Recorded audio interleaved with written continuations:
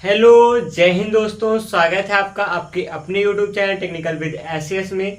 मैं शिवम हाजिर हूं आप सबके लिए मैथमेटिक्स का क्लास लेकर।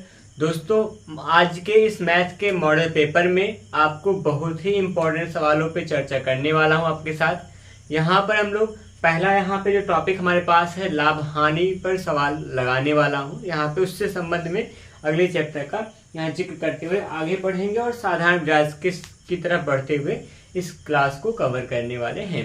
तो उम्मीद है आप सबकी पढ़ाई अच्छे से चल रही होगी। आपका CITS का एंट्रेंस एग्जाम काफ़ी नज़दीक आ चुका है, तो बस जी जान लगा के बस पढ़ते जाइए। और मैथ में ही क्या पूरा का पूरा वैसे कहा जाए तो इस चैनल पर संपूर्ण सिलेबस का पूरा कवर किया जा रहा है। संपूर्ण सिलेबस हम लोग पढ़ा रहे हैं, समझ रहे हैं, जो भी हो यहाँ पर हम। और फिर रही बात मैथ की, क्लास अभी है तो मैं मैथ के बारे में बात करूंगा। तो मैथ का जो भी कुछ आपका सिलेबस है उस सिलेबस के अकॉर्डिंग हम लोग काम कर रहे हैं। लगभग आसान से लेकर कठिन सवालों तक की बात की गई है। एक बेसिक से लेकर एक अच्छे लेवल तक के सवाल हम लोग लगाए हैं। जैसा एग्जाम में आता है वैसा भी, उससे हल्का सा टफ लेवल भी क्या कर दिया गया है, लगाई गई है सवाल इस टाइप की, जिससे कि आपको कोई दिक्कत ना होने पाए अगर सवालों का लेवल अप होता है तब भी।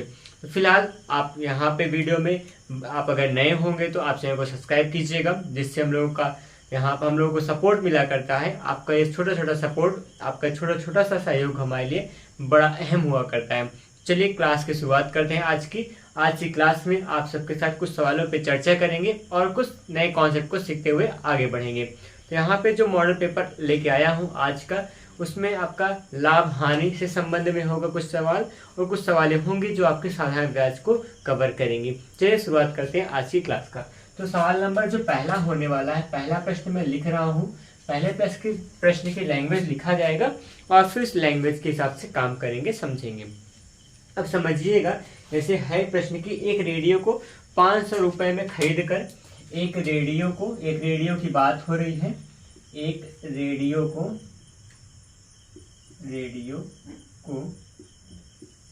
500 रुपए में खरीद कर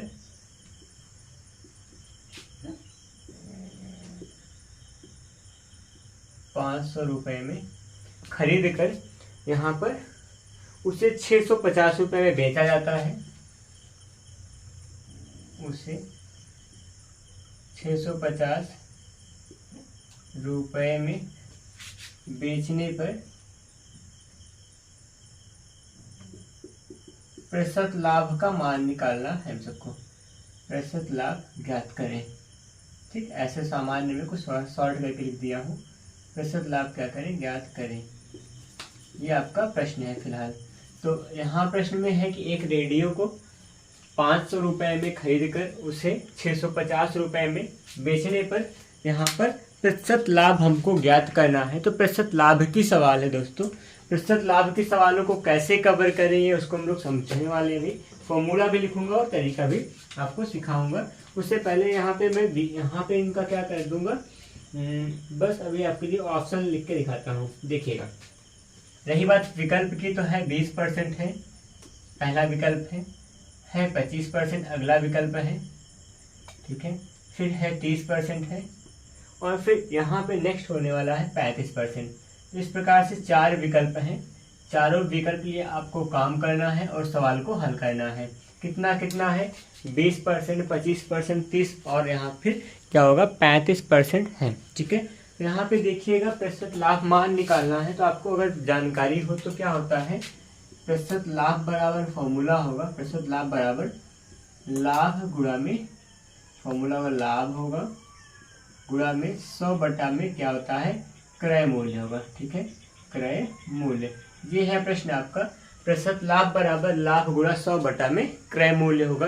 ये होगा अगर यही क्या निकालना हो, प्रतिशत हानि निकालना हो जाए, तो प्रतिशत हानि का जो फॉर्मूला होगा वो होगा हानि गुणा में क्या होगा 100 बटा में क्या कर देंगे, क्रय मूल्य कर देंगे। ये आपके पास फॉर्मूले हैं। तो इन दोनों फॉर्मूले पे काम करना होगा फिलहाल लाभ हानि के लिए। अगर प्रतिशत लाभ प्रतिशत हानि पूछा जाएगा तो ये 2 फॉर्मूले हैं जिससे प्रतिशत लाभ और प्रतिशत हानि हम लोग निकाल सकते हैं आसानी से। फिलहाल यहाँ पे क्या कहा गया, यहाँ पे हम सबको सवाल लगाना है प्रतिशत लाभ के लिए। तो पहले लाभ का मान निकाल लेंगे। जैसे देखिए यहाँ पे क्रय मूल्य कितना है, 500 रुपया है और 650 रुपये विक्रय मूल्य है। तो अगर 500 में खरीद कर 650 से बेचेगा तो विक्रय मूल्य ज़्यादा है, क्रय मूल्य कम है, मतलब कुल मिलाकर लाभ होने वाला है। और लाभ कितना रुपये का हो रहा है, देखा जाए तो 650 में अगर क्या कर लीजिएगा, अगर हम 500 को घटा देंगे कितना आएगा, तो कहा जाएगा 150 रुपये जो है वही हमारा वो लाभ का मान है। ठीक है, तो हमारा लाभ का जो मान होगा वो क्या हो जाएगा, 150 रुपया हो जाएगा। तो फॉर्मूला लाभ के लिए क्या होता है, इसको मैं मिटा दूँ तो क्या बनेगा, प्रतिशत लाभ बराबर लाभ का मान 150 है गुणा में 100 बटा क्रय मूल्य का मान कितना है 500 है। ठीक है, डबल जीरो से कट जाएगा, 5 या 15 3 बार जाएगा, आएगा 30। कितना आ गया है 30%। यहाँ पे हल करने पे कितना आया, 30% आया है। यही क्या होगा, आपके सवाल का प्रतिशत लाभ होगा। और आपके सवाल का उत्तर भी 30% ही होने वाला है, यहीं तक करना था। और रही बात विकल्प की, तो विकल्प नंबर आप यहाँ पर तीसरा सही बताने वाले हैं। ठीक है, तो कुछ इस तरह से लगाते हैं सवालों को। उम्मीद है कि आपको सवाल समझ में आई होगी। बढ़ेंगे अगले प्रश्न पर। अगला प्रश्न होगा दूसरा प्रश्न। दूसरे प्रश्न के लिए हम लोग काम करेंगे। पहले मैं दूसरा प्रश्न लिख देता हूँ आपके लिए और फिर लगाता हूँ दूसरे प्रश्न को। ठीक है,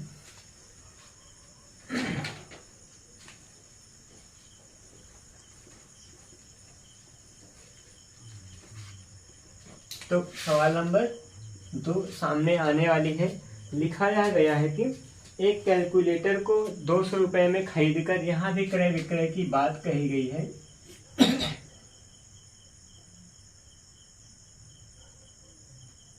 एक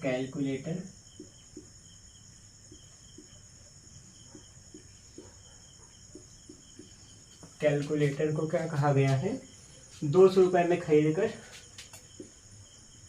200 रुपये में खरीद कर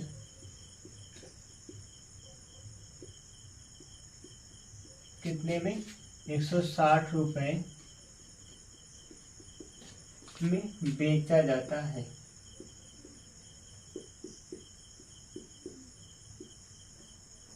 ये बात है कि एक कैलकुलेटर को 200 रुपये में खरीद कर 160 रुपये में बेचा जाता है। ठीक है, तो क्या निकालना है, प्रतिशत हानि का मान निकालना है। प्रतिशत हानि है, क्या है प्रतिशत हानि, उसी का मान निकालेंगे हम लोग। ठीक है, तो ये है आपकी सवाल। और रही बात विकल्प की, तो विकल्प भी आपको लिख के दिखाता हूँ। Just wait a moment.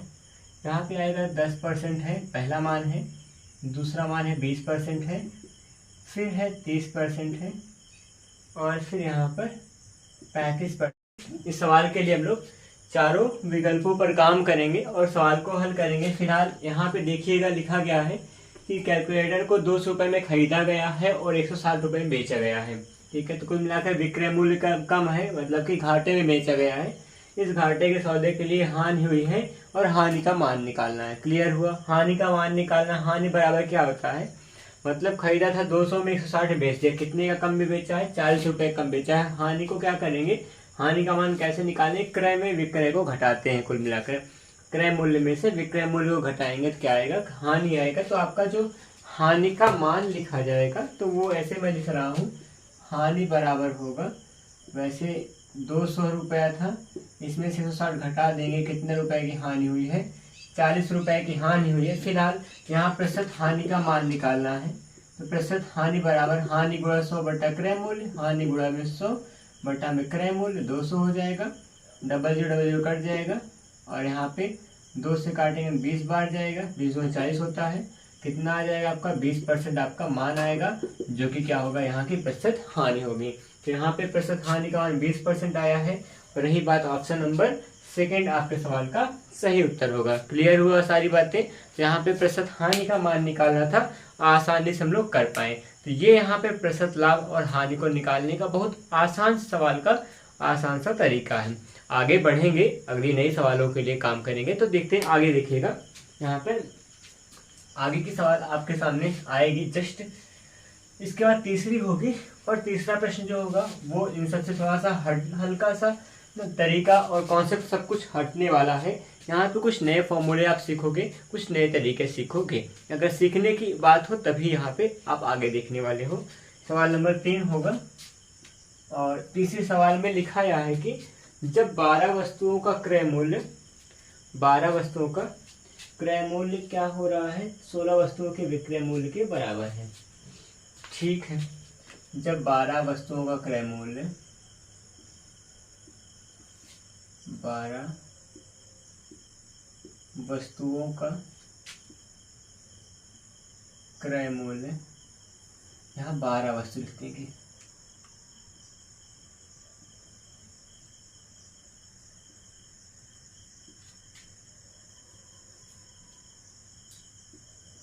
बारह वस्तुओं का क्रय मूल्य क्या हो जाएगा, 16 वस्तुओं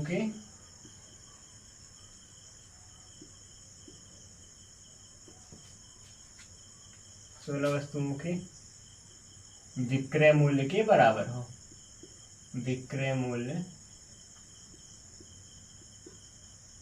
के बराबर हो।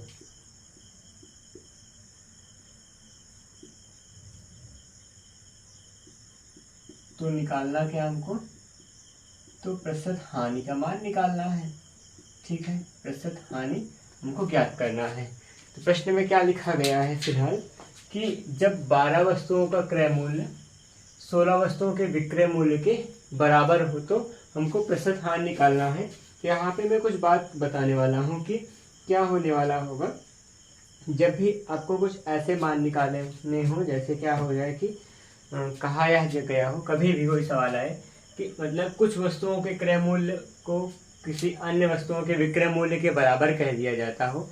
यहाँ पर वस्तुओं की संख्या दी गई होती है हमेशा, ना कि कोई वस्तुओं का क्रय विक्रय मूल्य का मान दिया गया होता है। केवल वस्तुओं की संख्या के आधार पर क्रय और विक्रय की बात कही गई होती है। उस समय आपको क्या निकालना होगा, प्रतिशत लाभ निकालना होगा, प्रतिशत हानि निकालना होगा। अब यहाँ पे समझिए, यहाँ पर 12 वस्तु का जो क्रय मूल्य होगा, 12 वस्तु का जो खरीद का मूल्य है वही 16 वस्तु के विक्रय मूल्य के बराबर है। अब सोचिए 12 वस्तु को जितने रुपए में खरीदा गया है उतने ही रुपए में 16 वस्तु को बेचा गया, कुल मिलाकर हानि ही होने वाली है। ठीक, सही सी बात है। यहाँ पे जो हानि हुई है उसी हानि को प्रतिशत में मान निकालना होगा। तो फॉर्मूला यहाँ पे हम लोग क्या लगाते हैं, आप यहाँ पे ये देखिएगा, हानि का प्रतिशत हानि का जो फॉर्मूला होगा, प्रतिशत हानि बराबर यहाँ पे क्या कर देंगे, यहाँ पर मतलब कि पहली वस्तु को हम लोग यम कहा करते हैं, दूसरी वस्तु को यन कहा करते हैं।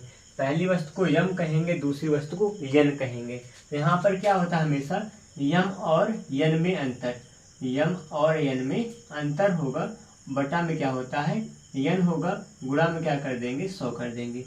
ये बात आप हमेशा समझिएगा। प्रतिशत हानि निकालना हो या फिर क्या हो जाए लाभ निकालना हो, अगर दूसरी वस्तु का मान ज्यादा है, दूसरा वस्तु का मान बड़ा है, तो क्या कहें, क्या यह समझेंगे हम लोग, विक्रय की गई वस्तु का मूल्य व विक्रय की गई वस्तु का मान अगर बड़ा हो, ज्यादा हो क्रय की तुलना में, तो क्या हो जाएगा, हमको श्योर सी बात है हानि होने वाली है। या फिर अलग अलग फॉर्मूला बनाना चाहे ऐसे बना सकते हैं, प्रतिशत लाभ बराबर क्या होगा, यम माइनस यन बटा में यन होगा, गुणा में क्या करते हैं 100 निकालते हैं, प्रतिशत का मान निकालना है। यहाँ यम का मान क्या होगा, बड़ा होगा, यन का मान छोटा होगा। ये प्रतिशत लाभ की बात करेंगे। अगर प्रतिशत हानि का मान निकालना होता है, हानि में क्या बात होगी, यन माइनस यम बटा में यन करेंगे, गुणा में 100 लग जाएगा प्रतिशत के लिए। ठीक है, और यहाँ पे यन का मान बड़ा होगा, यम का मान छोटा होगा, ये बात होती है। मतलब अगर हानि होगा तो विक्रय वाली वस्तु का मान बड़ा होगा, विक्रय की वस्तुओं की संख्या ज्यादा होगी और क्रय वाली वस्तुएं कम होंगी। और अगर लाभ हुआ होगा तो यहाँ पर क्रय ज्यादा होगा, क्रय की वस्तु का मतलब संख्या ज्यादा होगी और विक्रय की वस्तु की संख्या कम होगी। ये बात यहाँ पे आप समझिएगा। यम का मतलब जो होगा आपका, यम का मतलब होगा क्रय वस्तु होगा, और यन का मतलब क्या होगा आपका, विक्रय वस्तु होगा, विक्रय वस्तुओं की संख्या होगी। कुछ इस प्रकार आपका बहुत बेसिक सा फॉर्मूला है। जब भी यम वस्तु को खरीद कर यन वस्तुओं को में बेचा गया हो या ना क्रय विक्रय ऐसा कुछ बराबर की बात कहा गया हो, तो उस दौरान आप प्रतिशत लाभ और प्रतिशत हानि का फॉर्मूला ये लगाने वाले हो। आप इसको नोट कर सकते हैं, ये आपके काम का फॉर्मूला है जो यहाँ पे लिखा गया है। फिलहाल रही बात इस सवाल को लगाने की, तो सवाल में लगा के दिखाता हूँ। सवाल के लिए मैं ऑप्शन लिख रहा हूँ। विकल्प आपके पास है, यहाँ पर 20% है, पहला विकल्प है, यहीं पे लगाऊंगा 20% है, पहला विकल्प है। फिर अगला विकल्प 25% है और फिर जो नेक्स्ट होने वाला है वो आपके पास दिया गया 35% है, और फिर नन ऑफ दीज होगा। 3-4 विकल्प ही हैं, चारों विकल्प की आप काम कीजिएगा और सवाल को लगा के रखते हैं। फिलहाल निकालना क्या है, प्रतिशत हानि निकालना है। हानि के लिए क्या करेंगे, हम लोग यन में से यम को घटाएंगे। यहाँ पे प्रतिशत हानि बराबर सवाल का जो हल होने वाला है, प्रतिशत हानि बराबर यन माइनस यम करेंगे। यन का मतलब 16 है, यम का मतलब यहाँ पे 12 होगा। तो 16 माइनस 12 होगा, बटा में 16 कर देंगे, गुणा में 100 हो जाएगा। बराबर में क्या आएगा, 16 में जो 12 घटाए होंगे तो कितना आ जाएगा, 4 होगा। 4 बटा में 16 होगा, गुणा में हो जाएगा यहाँ पे 100। 4 चौके 16, 4 बार जाएगा, 4 से काटेंगे कितनी बार जाएगा, 25% आएगा आपका मान होगा। इसका मतलब क्या होगा, जो प्रतिशत हानि होने वाली हो कितनी होगी, 25% होगी। 25% होने का मतलब यह है, ऑप्शन नंबर क्या होगा, सेकंड आपके सवाल का सही उत्तर होगा। इस प्रकार से प्रतिशत लाभ और प्रतिशत हानि निकालेंगे जब वस्तुओं की संख्या के हिसाब से हमको काम करना होगा। ये दोनों फॉर्मूले हैं, इसी से काम करते हैं। लगाएंगे, अगला प्रश्न होगा, अगला प्रश्न नंबर 4 होगा, आपके लिए होगा। दिखाता हूँ मैं लिख कर यहाँ पे। प्रश्न नंबर 4 होगा कुछ इस प्रकार की।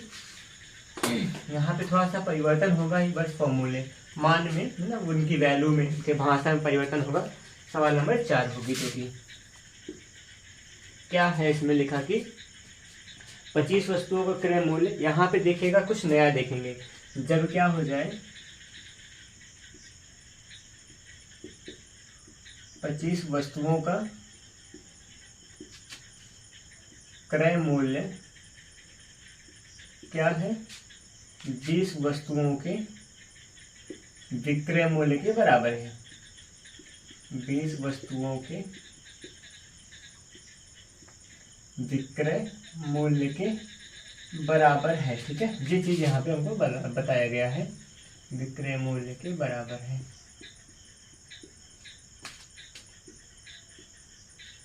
तो क्या निकालना है, प्रतिशत लाभ निकालना है, ठीक है। ये मान हल करना। देखिए यहाँ पर क्रय वाली वस्तुओं की संख्या ज्यादा है, मतलब क्या कहा गया है, यम का मान बड़ा है, यन का मान छोटा है। उस दौरान हम लोग लाभ का मान निकालते हैं। लाभ के लिए क्या करेंगे, यम में से यन को घटाएंगे, बटा में यन रहता है, वो सब सही बात है, तो यहाँ पे मान निकल कर आएगा। रही बात विकल्प की, तो मैं यहाँ विकल्प लिख रहा हूँ। 25 है पहला विकल्प है, ठीक है, 25% लिखा गया है। और फिर दूसरा है 35% है, तीसरा है 45 है, फिर यहाँ पे 50 है। 4 विकल्प के लिए काम करेंगे, तो यहाँ पे चारों में से एक ऑप्शन सही होगा, वो आपको ढूंढना है। क्या कीजिएगा, यहाँ पर प्रतिशत लाभ बराबर होता है फॉर्मूला, यहाँ पर क्या होगा, यम माइनस एन बटा में एन होगा। मतलब यहाँ यम एन का मतलब क्या होगा, यम का मतलब क्रय वाली वस्तु की संख्या होगी, यन का मतलब विक्रय वाली वस्तु की संख्या होगी। तो यहाँ पे आप क्रय विक्रय वाली वस्तुओं को आप देख रहे हो, 25 और 20 है। तो यहाँ पे आप मान रखना है, यहाँ पे यम का मान 25 होगा, यन का मान 20 होगा। आप मान रखकर यहाँ पे प्रतिशत लाभ का मान निकाल सकते हैं। तो रही बात इस सवाल की, इस सवाल को आप ही लोग करने वाले हो। क्या कीजिएगा, जल्दी से यहाँ पे अपनी कॉपी और पेन उठाइए या फिर दिमाग लगाइए, वैसे भी लगा सकते हो अगर दिमाग लगाओगे तो। और फिर लगाकर कमेंट बॉक्स में इसका आंसर आप बताइए जल्दी से। देखते हैं कितने लोग इसमें कमेंट बॉक्स में सही उत्तर बताते हैं, कितने लोगों का आपका सबका सही हल होता है। फिलहाल इंतजार है इस सवाल के हल का और उत्तर का, जो कि कमेंट बॉक्स में मैं कर रहा हूँ, ठीक है। बढ़ते हैं अगले प्रश्न पर। अगला प्रश्न कुछ आपके लिए बेहतर लेके आ रहा है, कुछ नया सा, कुछ हल्का सा परिवर्तन कर रहा हूँ यहाँ पे सवालों को लाने में। देखिएगा सवाल थोड़ा सा, सवाल का रूप बदल रहा हूँ और सवाल के तरीकों को बदलकर आपके लिए लेके आ रहा हूँ, ठीक है। देखते हैं सवाल नंबर 5 को। 5वां जो प्रश्न होगा वो नए चैप्टर से रहेगा, वो यहाँ पे मैं मतलब साधारण व्यास के संबंध में लगा रहा हूँ। पिछले दिनों कुछ कमेंट ऐसे भी आया था कि तो सिंपल इंटरेस्ट के सवाल लगवाइए, तो वही सवाल फिर से बता रहे हैं ना। जिनकी भी जरूरत रही होगी वो पढ़ेंगे और जानेंगे कि हाँ कैसे सिंपल इंटरेस्ट के सवालों को लगाया करेंगे। फिलहाल यहाँ पर लगाएंगे हम लोग सवाल नंबर आपके सामने 5वें सवाल। 5वें सवाल में भाषा क्या लिखी गई है कि यहाँ पर कोई, यहाँ पे देखिए नाम ओम, मतलब कि मैं नाम को यहाँ संकेतों में लिखूंगा कि कोई ए है, ए ने एक सेठ से क्या कहा है, कुछ पैसा लिया है। ए ने, कोई व्यक्ति ए है, ए ने एक सेठ से क्या किया, उसने एक सेठ से यहाँ पर 5,000 रुपये 10% वार्षिक ब्याज की दर से, फिर से 5,000 रुपये 10% वार्षिक ब्याज की दर से, वार्षिक ब्याज की दर से क्या हो रहा है, 2 वर्षों के लिए लिया, दर से 2 वर्षों के लिए लिया, वर्षों के लिए लिया। ठीक है, उसके बाद क्या हुआ, कह रहे हैं फिर उसके बाद वह ब्याज के रूप में कितनी राशि का भुगतान करेगा। तो कुल मिलाकर ब्याज निकालना है, तो ब्याज का मान बताइए, तो ब्याज कितना होगा। उसने लिखा, सवाल में यहाँ लिखा गया है कि वह ब्याज के रूप में कितना भुगतान करेगा, कुल मिलाकर ब्याज निकालना था, तो ब्याज का मान हमने ऑप्शन में रख दिया है। फिलहाल ब्याज का मान लिखना है, और ब्याज के जो विकल्प होगा आपके पास 500 रुपया है, ठीक है, 700 रुपया है, 900 रुपया है, नन ऑफ दीज है। 4 विकल्प के लिए आप काम करोगे, चारों में से देखते हैं किसका कौन सा उत्तर आता है। तो यहाँ पे हम लोग को ब्याज का मान निकालना है, जो कि कौन सा ब्याज है, साधारण ब्याज है। यहाँ पे मुझे लिखना था वार्षिक ब्याज की दर से, कौन सा ब्याज होने वाला है, यहाँ पे साधारण ब्याज की दर होगी। ठीक है, यहाँ पे जो ब्याज की दर होगी, वार्षिक ब्याज की दर होगी, जो भी होगी वो साधारण ब्याज होगा। कौन सा साधारण ब्याज आप समझना, उसके बाद ही आप लोग काम कीजिएगा। ठीक है, लगाते हैं सवाल को फिलहाल। तो देखते हैं इस प्रश्न को देखते हैं। देखिए, लगाइएगा। आपके पास फॉर्मूला क्या होता है साधारण ब्याज का, सिंपल इंटरेस्ट इक्वल टू क्या होगा, PRT अपॉन में 100 होगा। ये फॉर्मूला लगभग क्या होता है, सबकी जुबान पे होता है, जो भी लोग मैथ पढ़ रहे होते हैं। अब क्या होगा, साधारण ब्याज बराबर मूलधन गुणा दर गुणा समय बटा में 100 होगा। ये छोटा सा फॉर्मूला है, अगर यही नहीं याद है तो मतलब आप काफ़ी पीछे हैं, और जल्दी से क्या करें, मतलब कि पढ़ लिख कर आगे बढ़ें, मतलब यहाँ तक तो कवर करें। यहाँ पर अगर आपको एक बात और सूचना देना चाहूँगा कि हम लोगों ने मैथ को खूब अच्छे से पढ़ा था। कहाँ पे, आप अगर चाहो तो प्लेलिस्ट में जा सकते हो, इसी चैनल पर आपको मैथ की प्लेलिस्ट मिलेगी। वहाँ पे संपूर्ण मतलब पूरा का पूरा सिलेबस कवर किया था हम लोगों ने। एक एक चैप्टर को हम एक एक सवाल लगा के बढ़िया से डेट में सवाल लगाए थे, उसको पढ़ा गया था। फिलहाल आप चाहो तो जाके देख सकते हो वहाँ पर फॉर्मूले के बारे में, और वहाँ पे चीज़ों को समझा था अच्छे से। तो यहाँ देखिएगा, फिलहाल यहाँ सवाल लगाना है, सवाल लगाएंगे। सिंपल इंटरेस्ट इक्वल टू, यहाँ पे क्या होगा, प्रिंसिपल वैल्यू और रेट और टाइम का मतलब बटा में 100 हो जाएगा। तो ब्याज बराबर यहाँ पे P का मान है आपका 5,000 रुपया, मूलधन वही होगा। ठीक है, इसको मूलधन कहेंगे, 500 होगा, 5,000 होगा। और दर का जो मान है 10% है, वार्षिक है, और 2 वर्ष की बात हो रही है, बटा में कितना होगा, 100 हो जाएगा। बात बताएं, यहाँ डबल काट दीजिएगा। 5 गुना कितना होगा, 10 होगा। ये 0 यहाँ का, 0 यहाँ का, मतलब क्या बन जाएगा, 1000 हो जाएगा। तो 1,000 रुपया क्या होगा, उसको देना पड़ेगा, उसको ब्याज देना पड़ेगा। तो 2 साल बाद उसका ब्याज कितना होगा, 1000 रुपया हो जाएगा। ऑप्शन यहाँ पे कोई नहीं मिल रहा, तो यहाँ पे क्या होगा, नन ऑफ दीज आपका सवाल का सही उत्तर होगा। फिलहाल यहाँ पे दोस्तों साधारण ब्याज का मान कुछ ऐसे निकालेंगे, बहुत आसान सा फॉर्मूला है, तरीके से काम करोगे तो निकल जाएगा, कोई कठिनाई नहीं होगी। आगे बढ़ेंगे सवाल नंबर 6 के लिए। 6 के लिए काम कीजिएगा। सवाल नंबर 6 आपके सामने देखिएगा कैसे हो पाती है, वो सवाल नंबर 6 को आप यहाँ अटेम्प्ट करने वाले हो। तो 6वां प्रश्न जो होगा, ये नंबर पड़ गया और सवाल भी लिख ही दे रहा हूँ। 400 रुपया मूलधन पर कह रहे हैं, 400 रुपया मूलधन यहाँ पर होने वाला है। 400 रुपया मूलधन पर क्या हो जाएगा, मूलधन पर कितने वर्षों में 5% वार्षिक ब्याज की दर से, कितने वर्षों में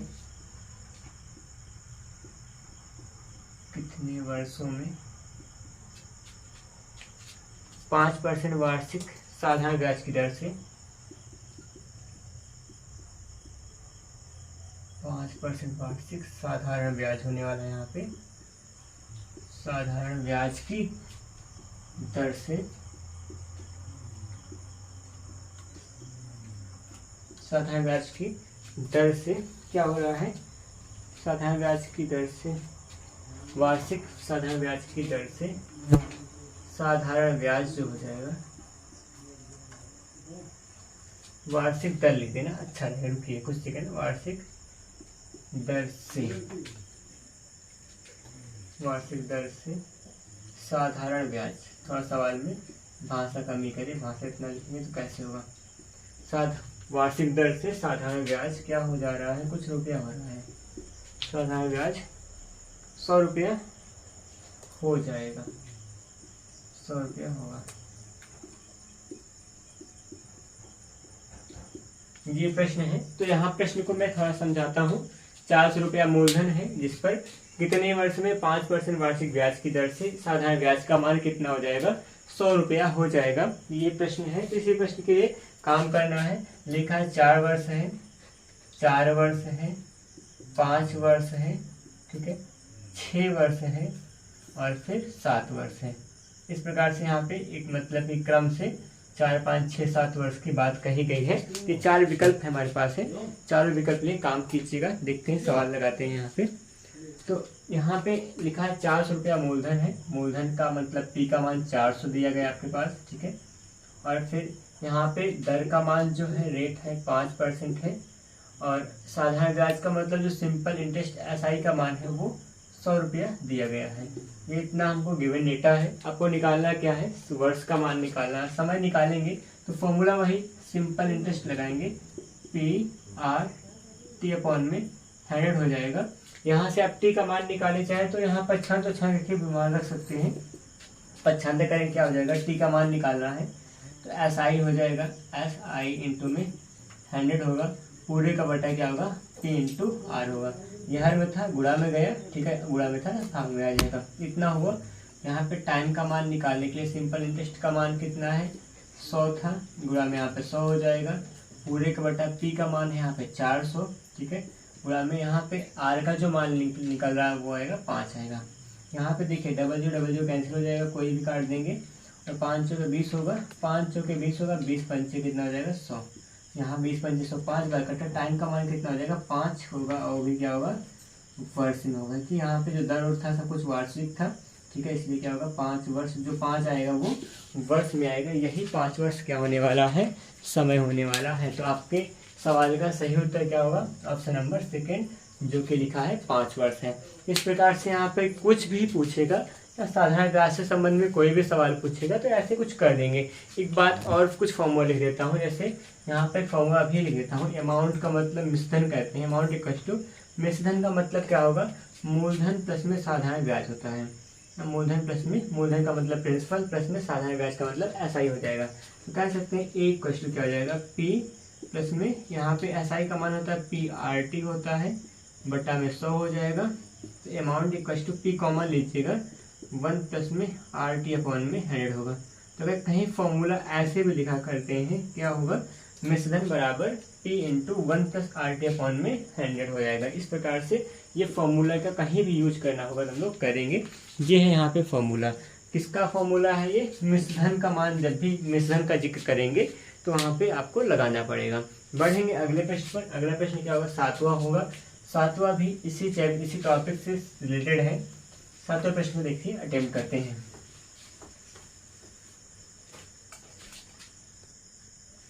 तो 7वें प्रश्न में जो कुछ लिखा है उसको मैं लिख रहा हूँ यहाँ पर। यहाँ पे कह रहे हैं कि 1200 रुपये का मूलधन, 1200 रुपये का मूलधन, जो कि लिख देते हैं पहले, 1200 रुपये का मूलधन किस दर से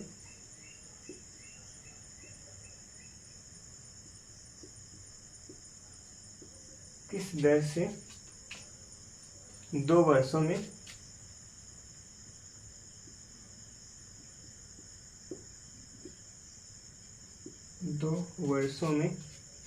240 रुपये, 240 रुपये क्या हो रहा है, साधारण ब्याज के रूप में देगा, साधारण ब्याज के रूप में देगा।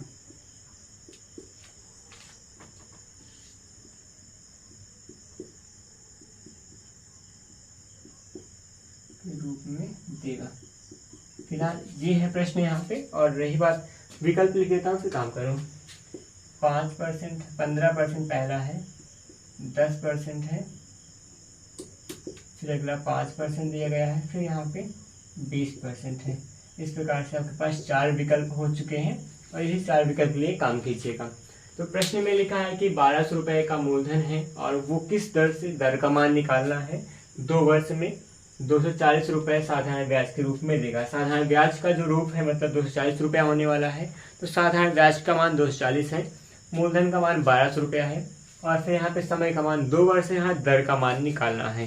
तो दर का मान कैसे निकालेंगे, फॉर्मूला होगा SI = PRT अपॉन में 100 होगा। इसी फॉर्मूले से हम लोग बनाएंगे R का मान निकालने का फॉर्मूला। R = क्या होगा, SI होगा, ये हर में था, गुणा होगा 100 हो जाएगा, पूरे का बटा, यहाँ P और T क्या होगा, बटा में आएगा, P × T हो जाएगा। तो R का मान रेट = क्या हो जाएगा, देखिएगा SI का मान आपके पास 240 है, गुणा में 100 हो जाएगा, बटा में P का मान 1200 है, ठीक, और फिर यहाँ पे टाइम का जो मान है वो 2 वर्ष है, ठीक है, 2 लिखा जाएगा। ठीक है, 12 दूना 24 हो जाएगा, 2400 करेंगे, डबल जी काट दीजिएगा ऐसे, 12 दूना 24 होगा, 24 से कटेगा 10 बढ़ जाएगा, तो R का मान कितना आएगा, 10 होगा, जो कि क्या आएगा, प्रतिशत में मान आएगा। तो दर का मान कितना हो गया, 10% हो गया। सिंपल से सवाल थी और ऑप्शन नंबर क्या होगा, सेकेंड इस सवाल का सही उत्तर होगा। ठीक है, इस प्रकार से हम कभी भी कुछ भी मान आए तो चाहे मूलधन पूछ ले तब भी निकाल देंगे, जब भी जैसा आएगा, ब्याज हो या फिर समय हो या फिर क्या हो जाए, दर का मान पूछेगा, तो इसी फॉर्मूले से हम लोग आपस में पहचान करके निकाल सकते हैं। ये भी डिपेंड करता है कि मतलब वैल्यू क्या क्या दी गई है ना, गिवन डेटा के ऊपर डिपेंड करता है कि फॉर्मूला कौन सा लगाने वाले हैं, वो बातें होंगी। तो बढ़ेंगे अगले प्रश्न पर। अगला प्रश्न क्या होगा, यहाँ पे हम सबके पास 8वां प्रश्न आएगा। तो 8वें प्रश्न में यहाँ पे कुछ नए फॉर्मूले पे सीखेंगे, नया तरीका होगा, नया फॉर्मूला भी होगा और फिर वो चीज़ें यहाँ पे जानना। तो 8वां प्रश्न यहाँ लिख रहा हूँ सामने। इसके लिए हो सकता है फॉर्मूले में चेंज करना पड़ेगा, तो देखेंगे सिखाएंगे फॉर्मूला कौन सा लगने वाला है। तो 8वां प्रश्न ये है, ठीक है, क्या है, कोई राशि 10 वर्षों में 3 गुनी हो जाती है। कोई राशि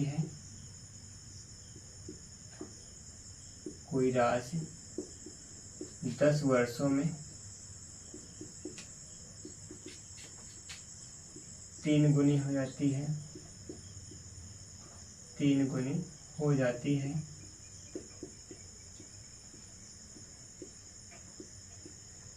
कोई राशि 10 वर्षों में 3 गुनी हो जाती है।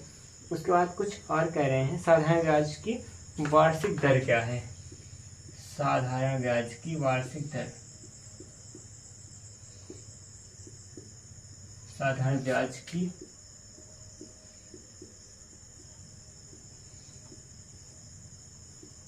वार्षिक दर हमको निकालना है। देखिएगा, मैं विकल्प लेता हूँ फिर आपके साथ चर्चा करूंगा कुछ, ठीक है। 10% है, 20% है, 25% है, 30% है। इस प्रकार से 4 मान सामने लिखे गए हैं। इन चारों मानों में से कोई एक मान आपके सवाल का सही उत्तर होगा, ठीक। और फिर देखिए, यहाँ पे कोई राशि है 10 वर्षों में 3 गुनी हो जाती है, साधारण ब्याज की वार्षिक दर निकालना है। अगर रही बात इस सवाल की हो तो सवाल को 2 तरीके से लगा सकते हैं, और भी तरीके होंगे, फिलहाल अभी दिमाग में 2 तरीके आ पा रहे हैं। एक तो यहाँ मैं जो बताने वाला हूँ फॉर्मूला, जो बताने वाला हूँ ट्रिक, जो बताने वाला हूँ यहाँ पे, उस तरीका के बारे में जिक्र करेंगे जो लगेगी अभी, जिससे समय को बचाकर हम लोग जल्दी से लगा पाएंगे, वो लगने वाला है। एक और तरीका होगा, जैसे हम लोग उस राशि को मान लें x रहा हो या p रहा हो, तो 10 साल बाद क्या हो जाएगा, यहाँ पर क्या हो जाएगा, 10 साल बाद 3p हो जाएगा, 3 गुना होने वाला 3p हो जाएगा। तो ऐसा कुछ अवधारणा मान के भी लगाया जाए तो भी लग जाया करेगी। फिलहाल वो सब जो तरीके होते हैं वो 8-9 स्टैंडर्ड तक चला करते हैं, जो 8वीं में आपने पढ़ा होगा साधारण ब्याज में, तो वहाँ पे ये सब तरीका मानते हैं, वहाँ पे लगाते हैं।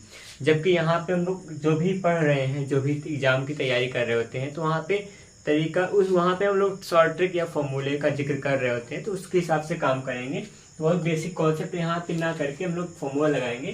तो दर का मान निकालने का जो फॉर्मूला होगा, दर बराबर n-1 अपॉन में t होगा टाइम इंटू में क्या हो जाएगा 100। यहाँ पे आप चीज़ों को समझने का कीजिए प्रयास।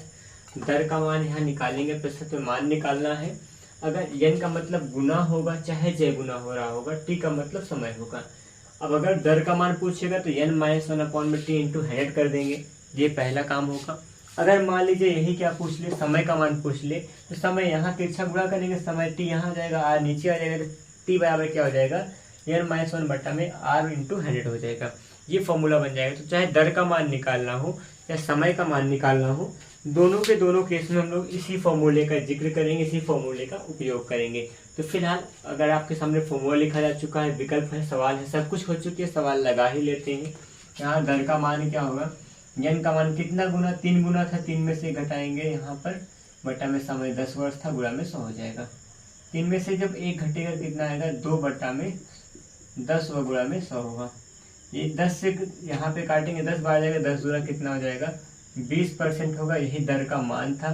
तो मतलब क्या कह दिया जाए कि 10 पर अगर 20% वार्षिक दर हो जाएगी तो 10 साल बाद कोई भी राशि क्या होगी, 3 गुनी हो जाएगी साधारण ब्याज के दौरान। तो विकल्प नंबर यहाँ पर 2 होगा, इस सवाल का सही उत्तर होगा। तो एक जानकारी यही होगा कि अगर आपको दर पूछेगा तब भी, समय पूछेगा तब भी, गुना उना वाली बात होगी तो यहाँ पे आप इन फॉर्मूले का इस्तेमाल करने वाले हो, जिससे आपको कोई भी चीज़ अननोन फंक्शन रहेगा वो आप निकाल सकते हैं। ठीक है, क्लियर हुई बातें, यहाँ पे ये फॉर्मूला चलेगा। फिलहाल बढ़ेंगे अगले प्रश्न पे। अगला प्रश्न होगा आपका 9 नंबर होगा। अब देखिए 9 नंबर में अगर मैं सवाल लगाऊं तो यहाँ पे देखिएगा, इसको 9वीं सवाल जो होगी वो यही कुछ पूछेगी, कुछ ऐसे फॉर्मूले पे फिर जिक्र करेंगे जो कि 9वें सवाल में होने वाला है। देखते हैं सवाल को। यहाँ पे भाषा में लिखा है कि कोई राशि साधारण ब्याज पर 5% की वार्षिक दर से कितने वर्षों में दोगुनी हो जाएगी, ये भी देख लीजिएगा। ठीक है, कोई राशि है, कोई राशि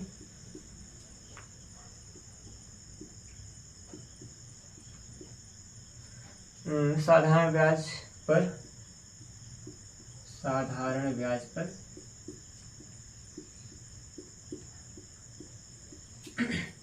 क्या हो जाएगा, 5% की वार्षिक दर से, 5% की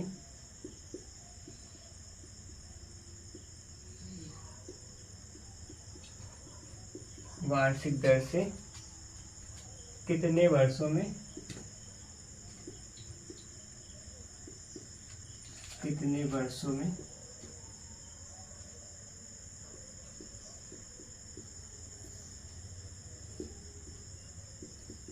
कितना दोगुनी हो जाएगी। ये है सवाल दोस्तों। यहाँ पर कोई राशि है साधारण ब्याज पर 5% वार्षिक दर से कितने साल में दोगुनी हो जाएगी। और रही बात, मैं विकल्प लिख देता हूँ 2-4 क्या 4 ही लिखूंगा। पहला है 20 वर्ष की बात कर रहे हैं लोग। ठीक है, हम लोग 20 वर्ष की बात करेंगे, 20 वर्ष पे काम करेंगे। और फिर अगला है 25 वर्ष है, 25 वर्ष है। फिर यहाँ पे 30 वर्ष है। अगला नन ऑफ दीज होगा। तो आपके पास 4 विकल्प मैं लिख चुका हूँ। चारों विकल्प पे सवाल लगाइएगा। क्या है प्रश्न में कि कोई राशि है जो साधारण ब्याज पर क्या हो जा रहा है, 5% की वार्षिक दर से कितने वर्षों में दोगुनी हो जाएगी। फिलहाल प्रश्न तो वही आसान सा ही है। समय का मान पूछा है तो t बराबर क्या हो जाएगा, n-1 अपॉन में यहाँ पे r का मान कीजिएगा, ऊपर क्या होगा 100 से गुणा करेंगे। तो कुछ इस प्रकार होगा, n-1 गुणा में 100 होगा, पूरे बटा r बन जाएगा। बस पछानता ही तो करना था पिछले फॉर्मूले को। तो लगा दीजिए, क्या लगेगी यहाँ पर फॉर्मूले में, क्या लगाएंगे एक बात बताओ। यहाँ पर होगा n का मान होगा, यहाँ पे 2 गुना करेंगे, 2 माइनस में 1 बटा में r का मान यहाँ 5% है, गुणा में क्या हो जाएगा 100। यहाँ पे 2 में से घटेगा 1 ही आएगा, 1 गुणा में 100 होगा, बटा में यहाँ 5 होगा। यहाँ पे 5 से भाग करेंगे, कितनी बार जाएगा, 20 बार जाएगा। इसका मतलब क्या होगा, यहाँ पर t का मान, यहाँ पर वार्षिक और दर का मान सब कुछ वार्षिक दर था। ठीक है, और फिर टाइम का मान क्या आ जाएगा, 20 जो आया है वो वर्ष में लिखा जाएगा। तो ऑप्शन की बात करूँ तो ऑप्शन नंबर जो पहला होगा आपके सवाल का सही उत्तर होगा। उम्मीद है आपको सवालें ये वाली टाइप सवाल पक्का है, कंफर्म आ ही चुकी होगी, आप समझ पाए होंगे। अगर आप समझ पाए हो तो अगला प्रश्न आपके लिए आने वाला है, जो कि यहाँ पर 10वां प्रश्न होगा। 10वां प्रश्न में क्या होगा, जो सवाल लिख रहा हूँ इस सवाल को आप लोग यहाँ तुरंत के तुरंत कमेंट बॉक्स में जाकर इसका उत्तर बताओगे। तो 10वें प्रश्न में यहाँ पे क्या होने वाला होगा वो दिखा रहा हूँ कि कोई राशि है 15% वार्षिक ब्याज की दर से, कोई राशि कितना 15% वार्षिक ब्याज की दर से, जो कुछ है साधारण ब्याज ही है समझना, ठीक है। वार्षिक ब्याज की दर से कितने वर्षों में 11 गुना हो जाएगा। कोई राशि वार्षिक दर से कितने वर्षों में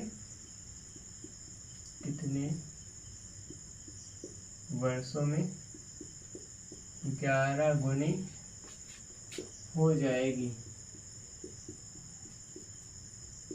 फिलहाल ये है प्रश्न आपके लिए। और विकल्प के लिए मैं बात कर रहा हूँ, ये विकल्प है थोड़ा सा विकल्प में और सा है 66 से 1/3 वर्ष है, ये समय है। 66 से 2/3 है, ये भी वर्ष में समय है, ठीक है। और एक है 65 से 1/3 है, ये वर्ष में समय है, ठीक है। और अगला है नन ऑफ दीज होगा। यहाँ पे 4 विकल्प हैं, चारों विकल्प भी आपको यहाँ पे ढूंढना होगा कि कौन सा विकल्प आप यहाँ पे सही कर पाओगे।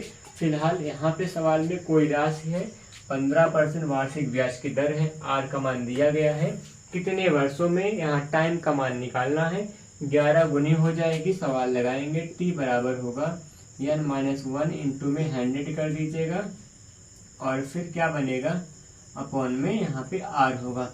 ये है फॉर्मूला। n का मान 11 है, आर का मान कितना है 15 है, मान रखेंगे, उत्तर बताएंगे। कौन सा उत्तर आएगा, पहला, दूसरा, तीसरा और चौथे में से जो भी ऑप्शन में आएगा।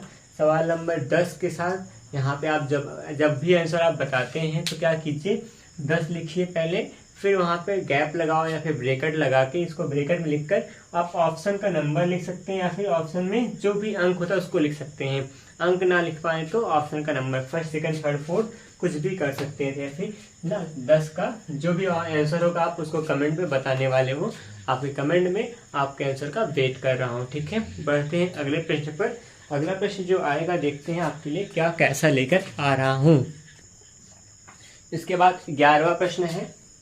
11वें प्रश्न में भी कुछ ऐसा ही है, लेकिन यहाँ पे बदलाव कर रहा हूँ, थोड़ा सा हल्का सा मतलब तरीके में चेंज किया जाएगा, रूल्स में चेंज होगा और सवालें बदलेंगी, ठीक है। यहाँ पे शर्त बदल रहे हैं 11वें प्रश्न में। ये कुछ 11 नंबर लिख दिया हूँ और प्रश्न में लिखता हूँ। एक राशि है साधारण ब्याज पर, एक राशि, देखिए आपके यहाँ पर जो सवाल आएंगे वो छोटे सवाल आएंगे, इसलिए छोटा सवाल, छोटा कॉन्सेप्ट, छोटा फॉर्मूला ही ज़्यादा काम करेगा, ये बात है। बहुत होगा साधारण ब्याज का मान निकालने, साधारण ब्याज वाले फॉर्मूले पे साधारण ब्याज का मान निकाल देंगे, समय निकाल सकते हैं, या फिर दर का मान निकालने का पूछेगा, मिश्रधन पूछ लेंगे, इसके अलावा कुछ नहीं होगा। इसके अलावा जो कुछ होगा छोटे फॉर्मूले पे ये काम कर रहे हैं, जो वो होने वाला है, जो यहाँ अभी तक लगा है। तो फिलहाल लिखते हैं पहले सवाल। तो लिखा है कि कोई यहाँ पे एक राशि साधारण ब्याज पर, एक राशि साधारण ब्याज पर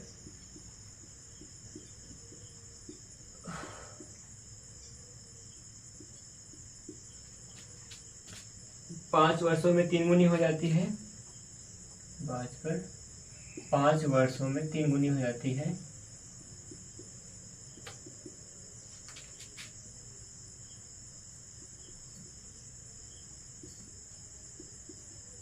तीन गुनी हो जाती है, ठीक है, 5 वर्षों में 3 गुनी हो जाती है। तो क्या कर रहे हैं, तो कितने वर्षों में, कितने वर्षों में कितना गुना आपकी हो रहा है, 5 गुनी हो जाएगी। कितने वर्षों में 5 गुनी हो जाएगी, 5 गुनी हो जाएगी, ठीक है। ये है प्रश्न। फिलहाल इस पे हम लोग काम करेंगे। देखिए यहाँ पे 2 शर्त दिया है ना, पहला तो समय और गुना होना तो ठीक ठाक था, लेकिन यहाँ पे दूसरा फिर कुछ और दिया है, कितने वर्ष में 5 गुनी हो जाएगी, तो मतलब कि 5 साल में 3 गुना हो रहा है, तो 5 गुना होने में कितना वर्ष लगेगा, ये भी बात पूछा गया है। तो मैं प्रश्न पे का पहले से आपको विकल्प दे देता हूँ, फिर सवालों पे डिस्कस करके आगे समझाता हूँ। पहला है 10 वर्ष है, ठीक, 15 वर्ष है, 18 वर्ष है और 20 वर्ष है। ये आपके पास 4 विकल्प हैं, तो चारों विकल्प के लिए हम लोग काम करेंगे। अब यहाँ समझिएगा, कोई राशि है साधारण ब्याज पर, यहाँ पर 5 वर्ष में 3 गुनी हो जाती है, कितने वर्ष में, यहाँ पर 5 गुनी हो जाएगी। इसमें कि 2 सवालें होती हैं। एक तो क्या होता है, एक में मतलब किस वर्ष में समय, यहाँ समय पूछा गया है, एक में समय का जिक्र कर रहे होते हैं, समय बदलने से गुना बदल रहा होता है।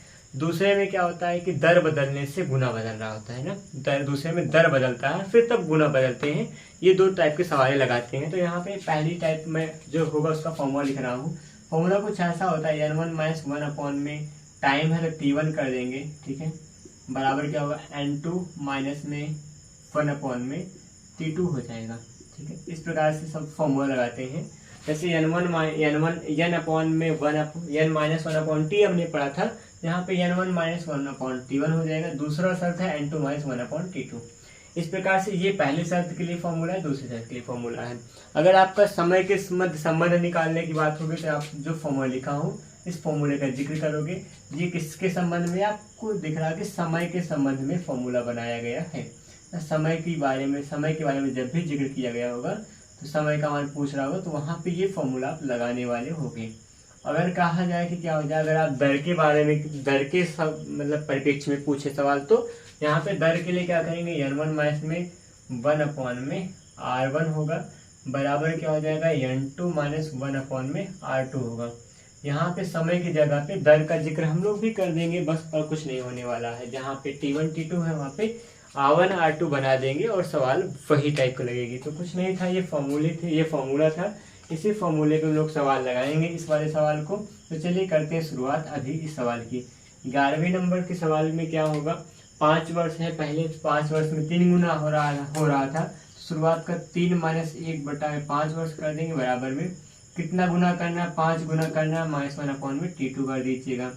3 में से 1 घटेगा तो आप 2/5 पाएंगे, बराबर में यहाँ पे 5 में से 1 घटेगा 4/5, 4/t2 होगा। t2 यहाँ भेज दीजिएगा, t2 यहाँ में है तो ऊपर 4 बचेगा, नीचे 2 आ जाएगा, गुणा में हर में था, गुणा में 5 होगा। देखिएगा 2 दूना 4, 5 दूना कितना हो जाएगा 10, t2 बराबर कितना हो जाएगा 10 आएगा। समय है ना, वर्ष में आएगा, यहाँ पे समय का मान कितना हो जाएगा 10 वर्ष होगा, यही आपका समय है। इसका मतलब क्या कहा जा रहा है कि 10 वर्ष बाद क्या होगा, ये 5 गुना हो जाएगा। तो ऑप्शन नंबर क्या होगा, फर्स्ट आपके सवाल का सही उत्तर होगा, जो कि 10 वर्ष लिखा गया है। तो इस प्रकार लगाते हैं सवाल। अगर आपको क्या पूछा गया है, समय पूछेंगे तो ये फॉर्मूला लगाओगे, दर पूछेंगे तो ये फॉर्मूला आप लगाने वाले हो, ठीक है। देखते हैं आप क्या लगाने वाले हो, वो बता रहा हूँ। ये सवाल नंबर 11वां इरेज करूँगा तो 12वीं सवाल आपके लिए लिखी जाएगी। और लिखिए, मैं लिख के दिखाता हूँ 12वें सवाल को। क्या होगा 12वें सवाल में,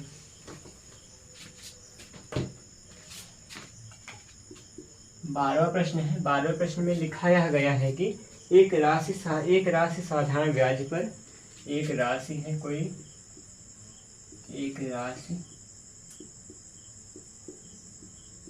साधारण ब्याज पर, ठीक, साधारण ब्याज पर 3% की दर से 4 गुनी हो जाती है। ब्याज पर 3% की दर से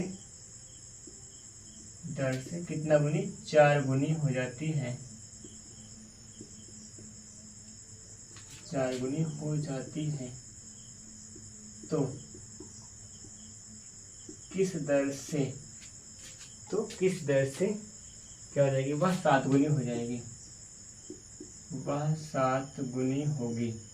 ये है प्रश्न। देखिएगा बहुत आसान सा प्रश्न मैं फिर से लिखा हूँ आपके लिए, और फिर मैं विकल्प लिख दूँ, फिर लगाता हूँ ना। विकल्प आपके पास है 4% है, 6% है, 8 है, 10 है। ये 4 विकल्प है, 4 विकल्प पर मिलकर करेंगे काम। देखिए कहा है कि इस राशि पर साधारण ब्याज पर, है ना, वह राशि का मान ज्ञात, वह राशि का मान ही निकालना है फिलहाल। तो यहाँ पे किस राशि पर, वह एक राशि साधारण ब्याज पर क्या हो रही है, 3% की दर से 4 गुनी हो जाती है। कितना % की दर से, तो किस दर से वह 7 गुनी हो जाएगी। यहाँ पे दर का मान देकर दर का मान पूछ रहे हैं। पहली शर्त में दर पता है, दूसरी शर्त में दर का मान पूछा गया है। समय नहीं पूछा है। पिछला सवाल था समय के परिप्रेक्ष्य में था, ये वाला दर पूछा गया है, तो आप क्या लगाओगे, दर के लिए फॉर्मूला लगाओगे।